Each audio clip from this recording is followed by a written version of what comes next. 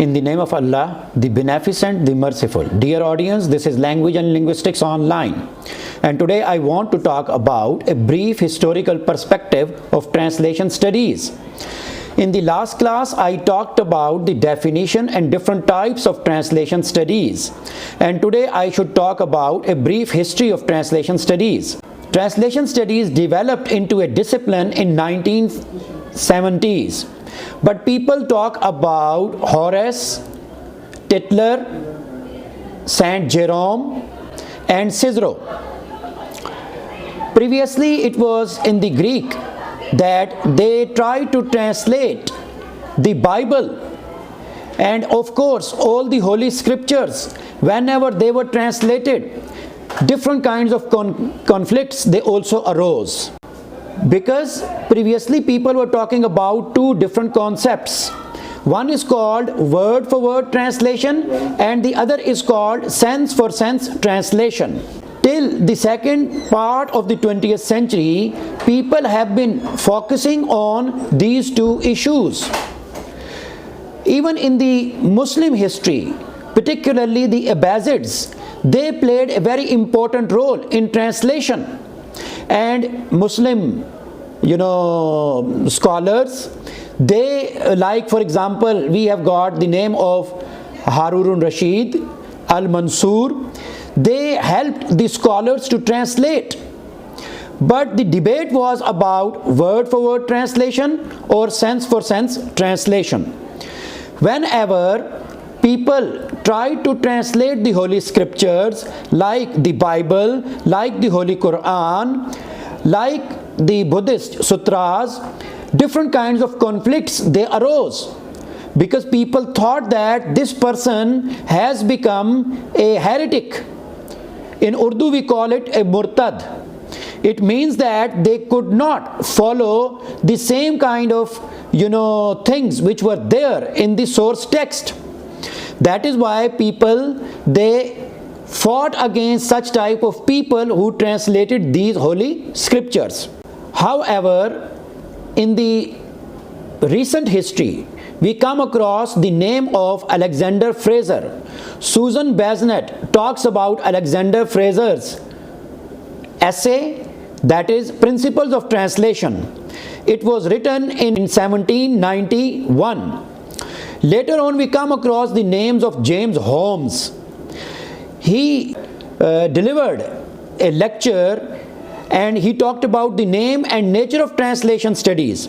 And he was the first person who proposed the name of the discipline, that is translation studies. No doubt these days we come across Lefebvre, we come across so many other critics like scholars like even Zohar. They have talked about that how translation, when it is carried out from one culture into the other culture, we need to understand that how people, they are translating, they are not just translating the code, they are not just translating the language, rather they are translating the whole culture.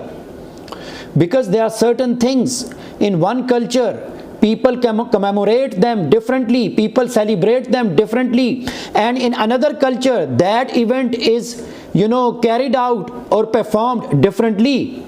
So of course when language is used, language is also used differently.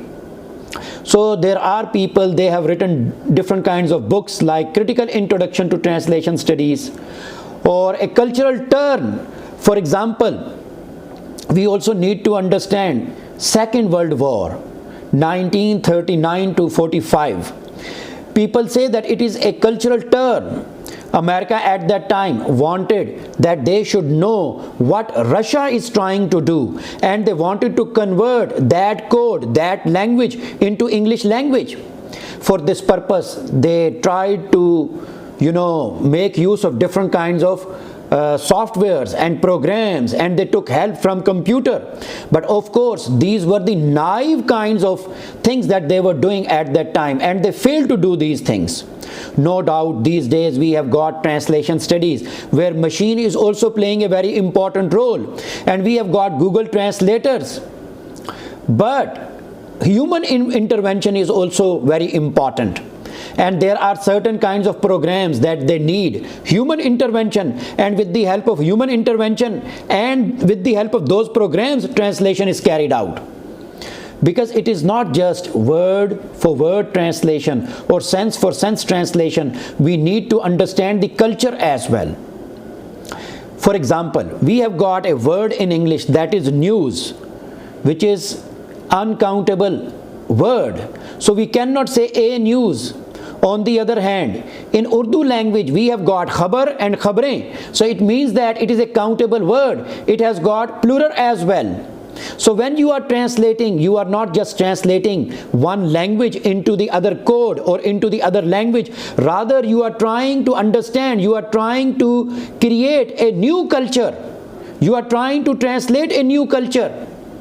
And Susan Basnett has talked about all these things in detail. Jeremy Monday talks about the role of translation method of teaching languages as well.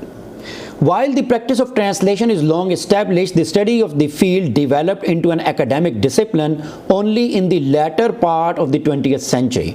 Before that, translation had often been relegated to an element of language learning.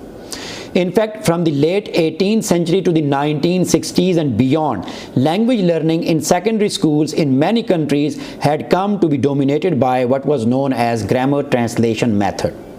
So of course, even in Pakistan, in the government schools, we come across that grammar translation method is followed, where sentences are given to the students and these sentences are out of context, and through rote learning, different kinds of rules of language, they are taught to the students. So after 1960s, we come across direct method of language learning, communicative language teaching, natural approach, and so many other methods. But in the beginning, it was grammar translation method which was used to teach different kinds of languages. Lastly, we should remember that today we have got so many books on translation. We have got role of machine translation. We need to understand that people from all over the world, they gathered together in different forums and they talked about the issues related to translation. People from America, from England and India, they have talked about different kinds of issues related to translation studies. So the role of comparative literature we cannot forget. We should remember that philosophers, teachers, scholars from different fields, from different disciplines, they prepared the ground for translation studies. Contrastive linguistics and linguistics, its role is also talked about by Jeremy Monday. In my today's class, I have talked about that in the beginning it was Horace and Jerome who talked about how translation is to be carried out. And remember, it is the later part of the 20th century and particularly after 1970s that the subject of translation, it came into being. The role of scholars, linguists and literature scholars, we cannot forget. Thank you very much.